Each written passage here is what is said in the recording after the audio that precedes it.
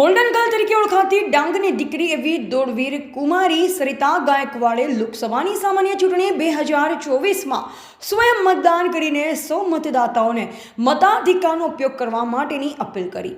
પોતાના ફરજના સ્થળે PB voting કરીને સૌને આગામી તારીખ 7મી મેના રોજ ગુજરાતમાં ઉજવાઈ રહેલ દેશ કા મહા ત્યોહારમાં સહભાગી થવાની અપીલ કરી છે. ઉલ્લેખનીય છે કે ડાંગની દીકરીને એશિયન ગેમ્સમાં સુવર્ણ પદક જીત્યા બાદ ગુજરાત પોલીસે ઉચ્ચ અધિકારીની ભૂમિકા માટે પસંદ કરી છે.